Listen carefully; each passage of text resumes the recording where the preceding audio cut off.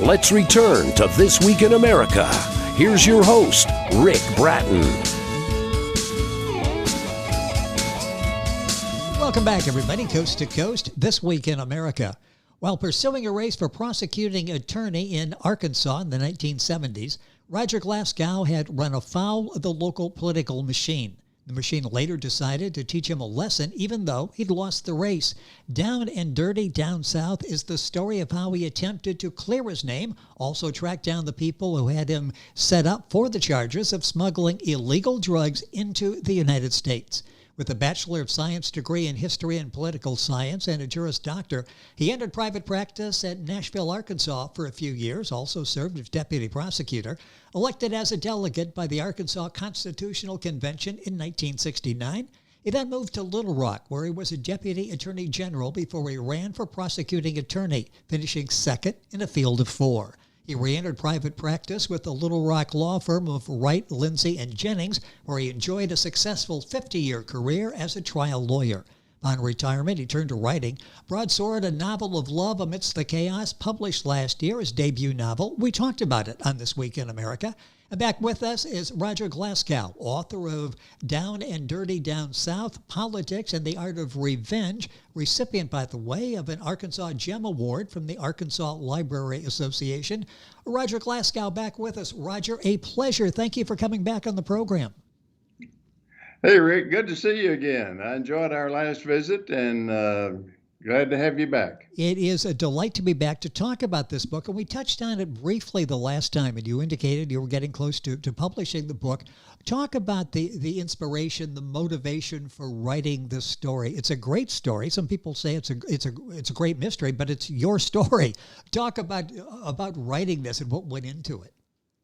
Well, it's a memoir of sorts. I say of sorts because most memoirs, the author writes about most of their life, or at least a good part of their life. But the seminal event in this story took just a tiny little slice out of my life. But boy, it was a whopper of a slice. The fallout was harrowing, to say the least. I can tell you a story about it if you want to hear more. Please do, yes. Well, it's kind of a long story. I'll try to condense it a little bit. When I graduated law school, I went back to my hometown in Nashville, Arkansas, which is down in the southwest part of the state, small town in a rural community. I was raised on a farm, and I do cover most of my early background in this book. But after I returned to Nashville, I joined practice with a lawyer that lived in Nashville and had practiced down there for a good while. And he was instrumental in getting me appointed deputy prosecuting attorney in a couple of counties. So I tried a good number of cases, but these were not the caliber of cases that you would find in a large city like Little Rock, Arkansas, the state's capital. These were cases like moonshining and spotlighting deer Yes. and defacing state parks and such as that. So I was kind of naive and not really prepared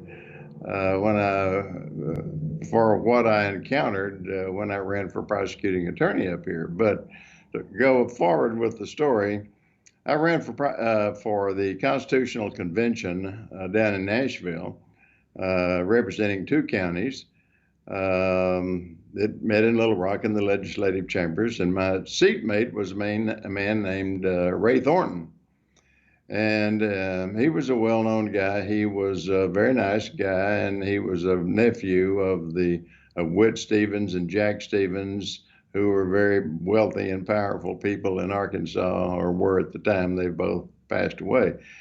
But he told me he was going to run for attorney general, and he might be back in touch with me if he won. So he did, and he did get back in touch with me. And he asked me, did I want to come to Little Rock and be his chief deputy prosecuting attorney general? So let me continue with this a little bit. He decided after one term to run for Congress. And he wondered, did I want to come up and be his administrative assistant in Washington, D.C.? I'd been to Washington, D.C. for a couple of summers working on the mall at the Smithsonian Institution, which was a wonderful experience, Oh, but yes. I did not want to tie my wagon, I decided, to that of a politician who has to run for reelection periodically, every so often. Yes. So I decided to should go out on my own, and the prosecuting attorney's office here came open, and it covers metropolitan Little Rock and another county. So I got in the race, and three more people got in the race, and two of them were long-term established attorneys in Little Rock, and they were the favorites. And a guy named Lee Munson got in the race, and I didn't know Lee very well, but it turned out that he was connected. He was the candidate put in by a cabal of people here in Little Rock who had controlled the prosecuting attorney's office for many years. Interesting, yes. And they needed that because they were committing a lot of crimes. And I'm talking about high-level people: the mayor of Little Rock, the police chief, his primary lieutenants, the criminal division judges of the courts. So I did not know what kind of a thing I was getting into. I was a little naive. Sure wasn't like back in Nashville, Arkansas. Yes. But anyway, there was a first primary. The two favorites lost and they were out of the race, and it was between Lee Munson and myself. So I began to creep up on him because I was running ads, and all the papers endorsed me, the three major papers in this county. All the political organizations endorsed me. The two men that had lost in the first primary endorsed me. Nobody endorsed him, so my poll numbers were going up and his were going down. And I'm sure he was getting nervous, and his supporters were getting nervous because they sure couldn't afford to lose the prosecuting attorney's office. Yeah, exactly. So we moved toward election day, and he did a really, really foolish thing that I think hurt him badly. He went out on his own by himself with a big roll of money and started paying off my poll place workers. In other words, if you go to a poll, there'll be some people out there holding up signs Yes. for the various candidates and handing out cards and so forth. So he would go and threaten them or pay them $5 to give him the material, and then they would have to leave. He would run them off from the polling place. Well, he got caught.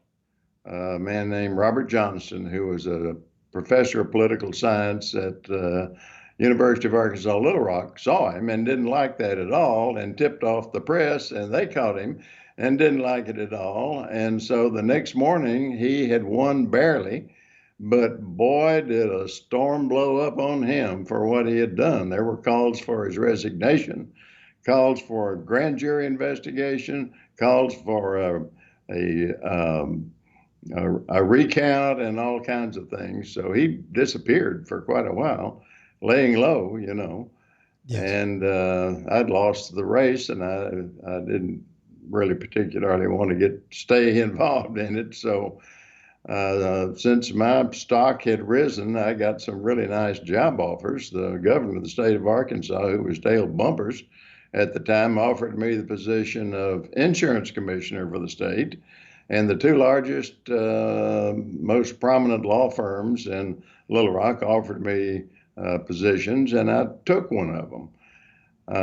And then there was a space of time between when I left the AG's office and was to start the new job at Wright Lindsey Jennings that my wife and I decided to take a short trip. She had a niece that lived down in Corpus Christi, Texas, and we'd been down to visit with them before, and they talked all the time about how nice the interior of Mexico was and that we should take this time to go down and visit. So we did, and we went down to Monterey and came back up to Matamoros, which is right on the border, and stayed in our last night in the Holiday Inn that was right next to the International Bridge. Got up the next morning, dressed, put our stuff in the car, drove to the International Bridge. Most of the other cars that were going back into the U.S. were just moving along. They were waving them on in. Yes. But when they got to us, they strangely enough said, "You need to pull over." So we pulled over on a ramp. A couple of big old burly guys came out of the office there of the customs police and told us to get out of the car. We got out. Next thing I knew, they had the back seat out, flipped it over on a metal table. It was full of packages wrapped in Mexican newspapers about the size of a small loaf of bread, and they were crammed up in the cavity where the springs are. Wow. And I looked at that and I went, "Oh, Yep, that that's does trouble. not look good." That is trouble you're looking at. That's trouble, I figured, and I had a pretty good idea what it probably was. And one of them took out a knife, opened it up, and sure enough, a green leafy substance that turned out to be 24 pounds of marijuana. So we had parked our car in an unlighted parking lot at the back of the motel where they assigned us the room. And I have no doubt whatever. And subsequently, it was, we determined that they just got in the car back there in the dark and had plenty of time. And we were in our room asleep. And they got the seat out, filled it up with the marijuana, a very unwanted cargo from my standpoint. Well, yeah, to bring it I back don't into know the if they States. wanted this to retrieve it over the border or did they want me to be arrested. I think they wanted me to be arrested and charged with smuggling illegal drugs into the United States, which is what happened. It's So an these were my political opponents, and they were trying to teach me a lesson, it turns out, and they were trying to make it where I could never run again for political office, yes. and they wanted me to lose my license to practice law and to go to prison. That was their aim. That's just an amazing story, and it's all in Roger's book, Down and Dirty, Down South. The book is available Amazon, wherever books are sold. Roger Glasgow is our guest and the author, Glasgow. If you're Googling to find it, and you can link on directly by going to our website, thisweekinamerica.us. So finishing second in the race, you think this is all over with, and suddenly they've got you on drug smuggling charges. Suddenly, boy, so Yeah. the unexpected happened. Well, yeah, and the time is going by so quickly, and we want people to buy the book because it really is a compelling story that you tell so well. What was this battle like then for the next couple of years in dealing? I mean, your life is upside down after it was going in a pretty good shape there. Well, it actually didn't harm my legal practice. I mean, the firm kept me on, and I went up the chain of command, so to speak, just like any associate attorney would. Yes. I ended up doing trial work, and mostly I represented large corporations out of state.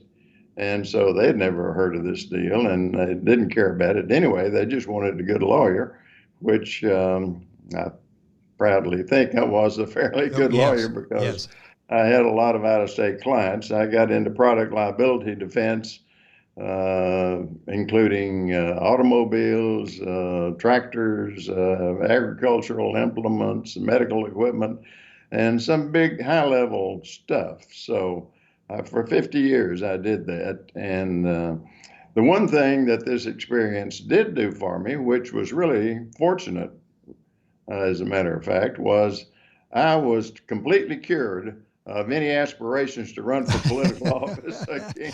You returned to your sanity because of that. That would have a tendency to do that, and that was going to put the political career in your rearview mirror.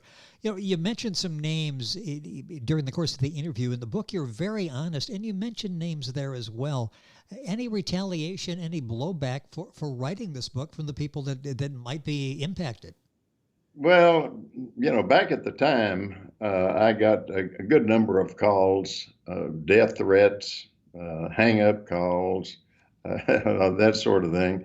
I had my dad's old Remington double-barrel 12-gauge shotgun, so I bought me some shells and put it loaded it, put it under the bed just in case. But I never had a problem like that. And by the time I wrote this book, I'd kept all the clippings and the editorial endorsements and the investigation reports and the polygraph test results and so forth. So I had the story pretty well documented, and I had determined way back then that if I ever got a chance to do it, I was going to write a book about that because I wanted the people who were involved. Some of them had already been exposed, but most of them had not.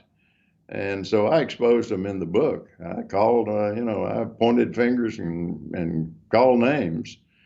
But I didn't really get any blowback much from that. I got a little bit, but very little. The book is such an exciting read to see what you're going through and all of the circumstances that led up to this point and what you went through to bounce back from this and did, as you say, a 50-year illustrious legal career. The book, Down and Dirty, Down South. Roger Glasgow, our guest on the program. A few minutes left in the program. You were here a year ago to talk about Broadsword, a novel of love amidst the chaos. Talk about a little bit, in a few minutes, where that story came from, that particular piece of history, the 1500s, and how you came up with that.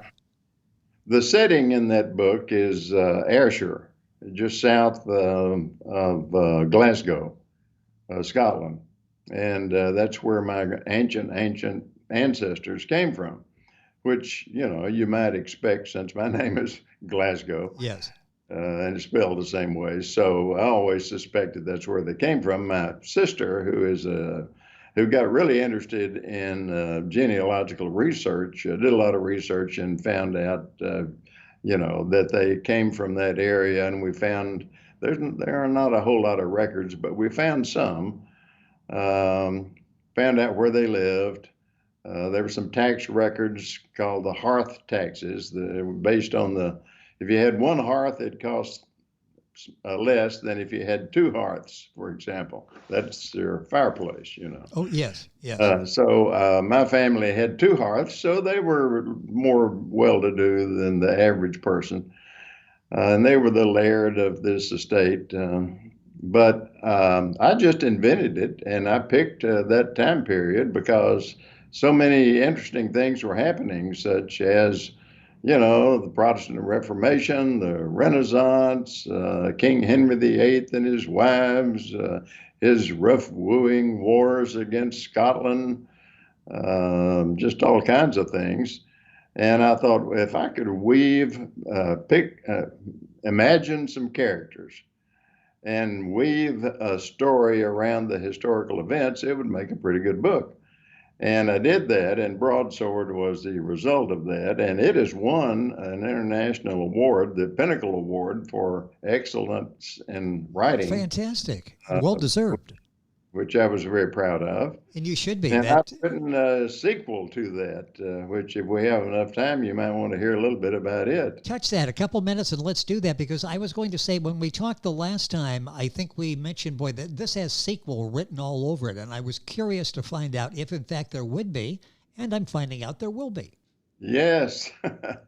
The sequel, and I've finished it, and I've had my editor has gone over it, and I've done some more work on it. And Jennifer's reading it right now to polish it up or help me polish it up.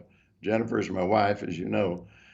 It's named Sea Serpent, and that's actually the name of a ship that I've invented and put in the book. But the word sea serpent comes from St. Patrick, who came to Ireland way back in the 1000s and before as a Christian missionary. He was a Catholic monk. And he ended up in this place where I put a pirate queen, and one of my main characters goes down there on this ship and meets the pirate queen. She shows him a mountain called Crow Patrick. And this is a mountain that Patrick supposedly climbed, and there was a serpent up there that bit him. And he, being a man of God, of course, didn't affect him that much, but he didn't appreciate being bit by a serpent. So he cast all the serpents in Ireland out into the sea. And so I thought, well, that would make a good name for for the ship. And so there's a lot of other things that go on in the story, but it's a follow up to Broadsword. The same characters move forward in their lives. Fantastic. They have children. They die. They have battles. They have love lives and all of that. So it's a very interesting book. And it will be, I think we'll have it published sometime this spring. That's fantastic, and hopefully we'll be able to talk about that as well. Sea Serpent, now Roger's first book, Broadsword, still available. You can find that Amazon, the usual places. The new book, the memoir, the crime thriller, Down and Dirty, Down South, Politics and the Art of Revenge by Roger Glasgow, our guest on the program. And that's Glasgow, and you'll Google that. You'll find all the information, and go to our website, and you can link on directly and get information on the book.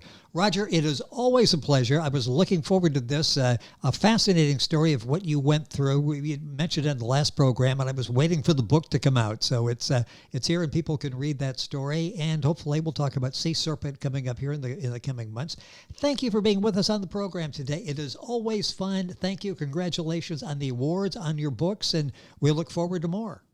Yeah, very good being with you again, Rick. I enjoyed it. Thank you. It is our pleasure. And the book is, once again, Down and Dirty, Down South, Politics and the Art of Revenge. Roger Glasgow, our guest on the program. Information on our website, thisweekinamerica.us. We're back after these messages.